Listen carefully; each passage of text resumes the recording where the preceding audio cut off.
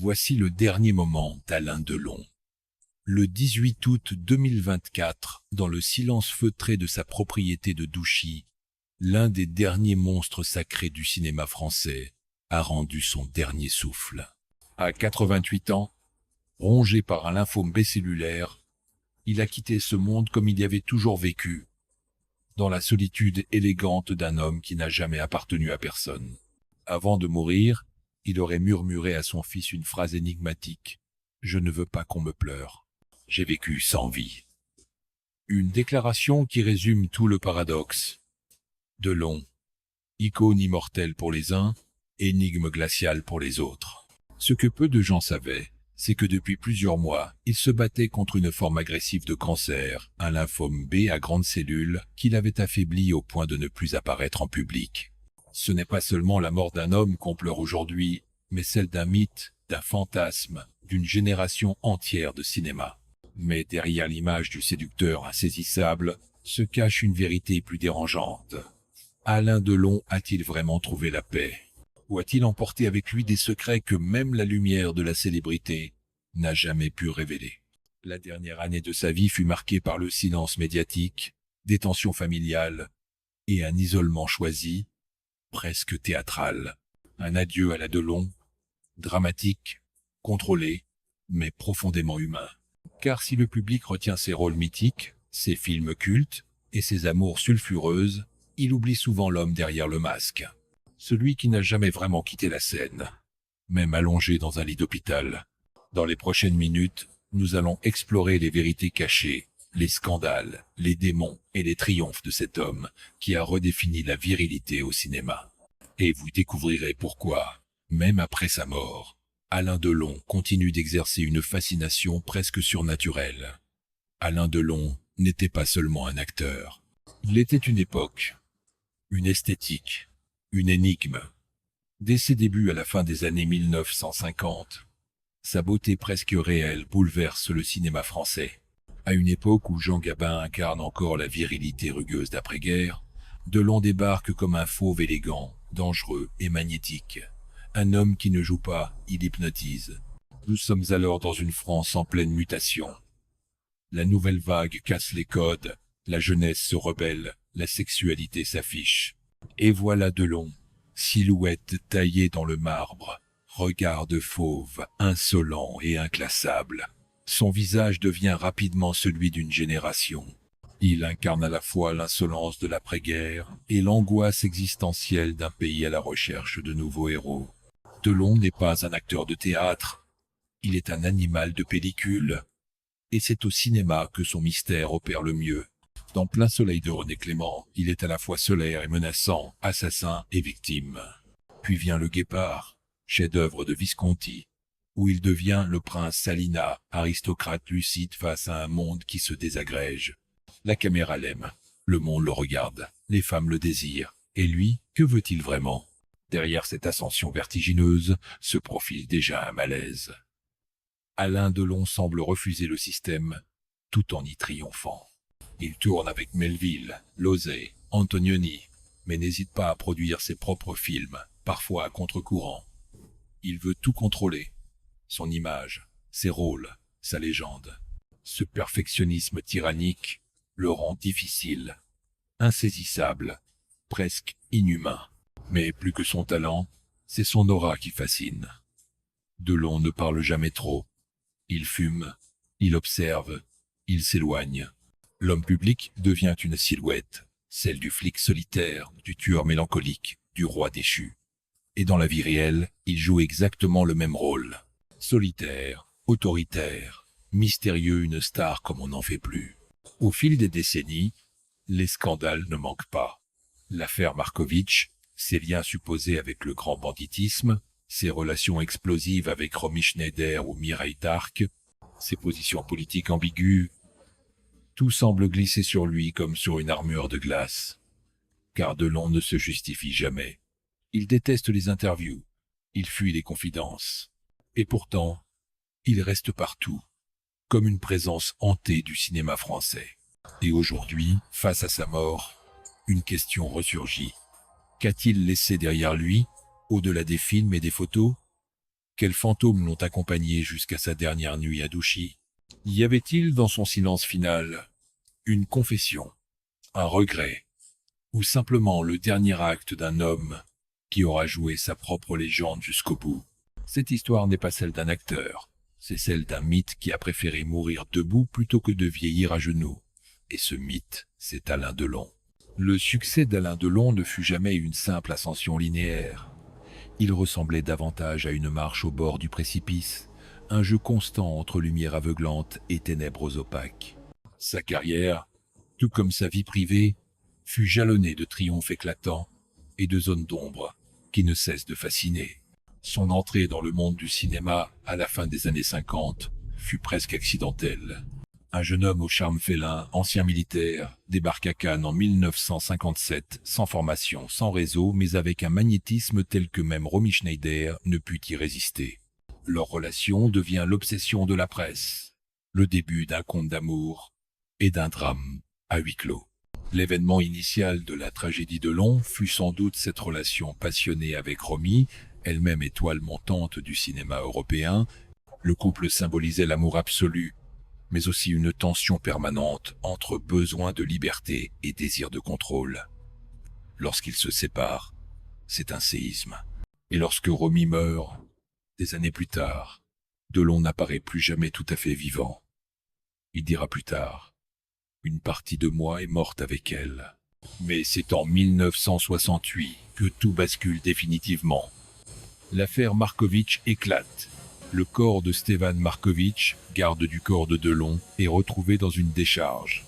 Sur le cadavre, une lettre accusant l'acteur et certains proches de manipulations sordides et de pratiques douteuses. L'enquête est explosive. Elle mêle le cinéma, la politique, les milieux interlopes et le nom d'Alain Delon est partout. L'acteur nie tout, mais l'affaire le hante. Elle brise définitivement son image d'ange ténébreux pour y ajouter une touche de danger réel. Delon devient sulfureux, presque radioactif. Il en joue. Il devient le flic fatigué du samouraï, le solitaire du cercle rouge, l'homme de l'ombre, de l'après-coup. Les rôles qu'il incarne ne sont plus des personnages, ce sont des extensions de lui-même. Et le public adore ça. Mais la vérité est plus complexe. Derrière la caméra, Delon est autoritaire, parfois brutal. Sur les tournages, on murmure qu'il ne tolère aucun compromis. Les conflits avec les réalisateurs sont fréquents. Son besoin de contrôle devient obsessionnel. Il fonde sa propre société de production, impose ses conditions, élimine toute faiblesse. Le cinéma devient son empire personnel, mais aussi sa prison. À partir des années 80, la lumière commence à faiblir. Les rôles se raréfient. Le public change. Delon refuse de s'adapter. Il critique la nouvelle génération, rejette le cinéma moderne, accuse les producteurs de médiocrité. Il s'isole. Il se protège derrière les murs de sa propriété de Douchy. Il élève des chiens. Il collectionne les armes. Il regarde les cieux, seul. Et puis, le corps commence à trahir l'esprit. AVC en 2019. Opération, hospitalisation, déclaration énigmatique sur l'euthanasie, qu'il dit soutenir. À plusieurs reprises, il affirme qu'il veut partir avec élégance, qu'il ne veut pas s'accrocher à la vie artificiellement. Une autre déclaration dramatique? Peut être. Mais venant de Delon, tout sonne comme une scène parfaitement écrite. En août 2024, alors que le monde l'avait presque oublié, son corps cède enfin. Un lymphome B-cellulaire, silencieux, agressif, irréversible. L'homme qui avait incarné la force, le contrôle, la froideur, s'éteint dans une forme de déchéance physique qu'il redoutait plus que la mort elle-même. Et pourtant, même là, il avait tout organisé. Le silence, l'isolement, le refus de tout acharnement thérapeutique, l'absence de caméra, un dernier rôle, sans spectateur. Mais si l'homme est mort, la légende, elle, s'embrase à nouveau. Car avec Delon, la mort ne clôt jamais vraiment le récit. Elle ne fait que lui donner une nouvelle forme. Il y a dans la trajectoire d'Alain Delon quelque chose de presque shakespearien. Un roi sans royaume, un amant déchu, une légende enfermée dans sa propre statue. Et ce n'est qu'après sa mort que certaines vérités longtemps enterrées commencent à remonter à la surface. Depuis les années 70, l'affaire Markovitch continue de jeter une ombre sur sa carrière. Bien que jamais condamné, Delon n'a jamais réussi à effacer totalement cette tâche. Des rumeurs d'orgie, de manipulation, d'espionnage politique. Ce n'était pas seulement un scandale, c'était une descente dans les bas-fonds d'un système où le glamour masquait la corruption. Certains témoins évoquent des soirées très privées, d'autres parlent de liens avec des milieux très sombres, mais rien n'a jamais été officiellement prouvé. Le mystère, lui, reste intact. Dans un documentaire diffusé après sa mort, un ancien collaborateur raconte « Delon ne parlait jamais de cette affaire, mais il vivait avec, tous les jours. Elle l'a rendu paranoïaque. Il ne faisait confiance à personne, même pas à ses enfants. Et justement, la famille. » En 2023, des tensions éclatent au grand jour entre ses enfants, en particulier autour de la gestion de son patrimoine, de ses soins et surtout de sa fin de vie. Son fils Anthony évoque publiquement des désaccords profonds, affirmant que son père souffrait, qu'il ne voulait plus vivre ainsi. Alain Fabien, lui, accuse son entourage de l'avoir isolé. Dans les coulisses, les discussions tournent autour de l'euthanasie. Delon l'a dit lui-même en 2021 dans une interview bouleversante. « Je suis pour, c'est logique. Ce n'est pas un luxe, c'est une preuve de lucidité. » Mais quand l'heure est venue, l'acteur a refusé toute injection, préférant une fin naturelle, mais sans acharnement. Dans les dernières semaines de sa vie, un cercle très restreint seulement avait accès à lui. Son visage était méconnaissable, le corps amaigri, la voix altérée, mais le regard toujours aussi perçant. Il aurait dit à sa fille Anouchka « Ne laisse personne décider à ma place, même mort, je veux qu'on m'écoute. » Une phrase qui résonne comme un testament. Les médias, eux, se réveillent brutalement le 19 août 2024. Delon est mort. Titre Le Monde. Paris Match consacre un numéro spécial. Les réseaux sociaux s'embrasent. Hommages, critiques, vidéos, débats. Mais très vite, ce ne sont pas ces films qui reviennent le plus souvent. Ce sont les zones d'ombre, les silences, les blessures. Car derrière l'icône se cachait un homme tourmenté, profondément seul, extrêmement exigeant, terriblement dur avec lui-même et les autres. Un homme qui a connu la gloire, mais n'a jamais goûté à la paix. On découvre des lettres jamais envoyées, des enregistrements inédits, où il parle de son désespoir, de sa peur de n'être plus utile à personne. Des mots durs, bruts, authentiques. Rappelez-vous ce que vous avez vécu. Delon n'a jamais été tendre, ni avec ses partenaires, ni avec ses amis, ni avec son public. Il a brûlé sa vie à grande vitesse, comme s'il savait qu'il lui faudrait un jour tout payer. Et peu. Est-ce pour cela que sa mort nous bouleverse autant? Elle révèle une fragilité que l'homme avait toujours cachée. Un ancien assistant confie. Il ne voulait pas de funérailles nationales. Il disait « Je ne suis pas de Gaulle. Qu'il me regarde dans mes films, c'est suffisant. » Pourtant, une foule immense se rassemble devant sa demeure à Douchy. Des fleurs, des photos, des mots griffonnés. « Merci Alain. Tu étais un dieu, mais aussi l'un de nous. » Les hommages des stars pleuvent. Jean-Paul Belmondo, disparu avant lui, revient dans les mémoires. Catherine Deneuve parle de « l'homme le plus compliqué qu'elle ait connu ». Gérard Depardieu dit sobrement « il n'aimait pas le monde, mais le monde l'aimait. » Et le public, lui, oscille entre admiration et malaise. Peut-on aimer un homme si dur? Peut-on séparer l'artiste de ses zones d'ombre? Doit-on le juger? Ou simplement le regarder partir, avec élégance, comme il l'aurait voulu? Alain Delon n'a jamais été un acteur comme les autres. Il n'a jamais voulu l'être. Il n'a jamais accepté les règles du jeu, préférant les briser, ou pire encore, les ignorer avec un mépris aristocratique. Et c'est peu, être là, dans cette tension permanente entre culte et rejet, que se cache le secret de sa légende. Car il faut le dire avec honnêteté, Delon n'était pas un homme aimable. Il était magnétique, certes, talentueux sans doute, mais jamais aimable.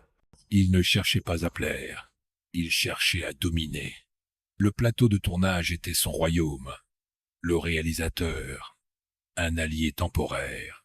Le public, une cour qu'il tolérait. Et pourtant, il a laissé une empreinte indélébile sur le cinéma européen. Il n'a pas seulement joué des rôles cultes, il les a imposés dans l'imaginaire collectif. Le samouraï, Zorro, Monsieur Klein, Tancred, des figures d'hommes seuls, opaques, invincibles et blessés, des hommes comme lui. Mais ce que notre chaîne retient surtout, ce n'est pas l'acteur, c'est la mécanique de la fascination. Comment un homme aussi fermé, aussi cassant, a-t-il pu devenir une icône populaire? Pourquoi tant de gens, encore aujourd'hui, ressentent une forme d'attachement presque religieux à son image? Peut être parce que Delon incarnait une époque, celle où le charisme suffisait à construire une légende, où un silence pouvait être plus éloquent qu'un discours, où l'élégance, même froide, valait mieux que la compassion affichée. Mais notre regard ne peut être aveugle. Il serait malhonnête de nier les nombreuses polémiques qui ont entaché son nom. Sa proximité assumée avec certaines idées politiques conservatrices, ses déclarations parfois choquantes, ses silences lorsqu'on attendait des réponses. Delon ne voulait pas plaire à tout le monde. Et il y est arrivé. Dans un monde obsédé par la transparence, Delon était l'opacité. Dans un univers qui prône la bienveillance, il cultivait la dureté. Certains y voient de la grandeur, d'autres du cynisme. Nous pensons qu'il était simplement fidèle à lui-même, et c'est peu être ce qui le rendait si rare. Et vous, que pensez-vous d'Alain Delon? Était-il un génie ou un mythe fabriqué? Un artiste ou une énigme soigneusement construite? Un homme brisé ou un maître du contrôle absolu? Ce qui est certain, c'est que sa mort ne met pas fin à la fascination. Elle l'amplifie. Elle pose encore plus de questions qu'elle n'apporte de réponses. Delon est parti. Mais l'ombre qu'il laisse derrière lui est plus vivante que jamais. Il y a des regards qui traversent les époques, des silhouettes qui ne vieillissent pas, des voix qui restent, même après le silence. Alain Delon était de cela. Revoir aujourd'hui un plan fixe sur son visage dans Le Samouraï, c'est comme observer une peinture vivante du XXe siècle. Froid, beau, figé dans l'éternité. Delon n'a jamais été un simple acteur. Il était une émotion figée dans la pellicule, une mémoire visuelle, un rêve d'élégance et de solitude. Sa disparition en août 2024 ne fait que confirmer ce que beaucoup pressentaient déjà depuis des années. L'époque qu'il incarnait n'existe plus. Celle du mystère, de la retenue, de la force muette. Celle des hommes qui ne s'expliquent pas, qui préfèrent le silence à l'aveu. Aujourd'hui, tout se dit, tout se commente. Delon, lui, s'effaçait. Il disparaissait un peu plus à chaque film, jusqu'à devenir un fantôme dans ses propres rôles. Mais c'est peu. Être ce fantôme-là, qui nous fascine tant, celui qui ne se plie pas, celui qui ne demande pas pardon, celui qui vit selon ses propres règles, même quand elles le dévorent. Et maintenant qu'il n'est plus là, le cinéma français se retrouve orphelin d'un visage, d'un corps, d'une attitude. Plus personne ne marche comme lui. Plus personne ne regarde la caméra comme lui. Plus personne n'ose être aussi seul au milieu de tous. Il y a des histoires qui n'ont jamais été racontées. Mais maintenant, vous les connaissez.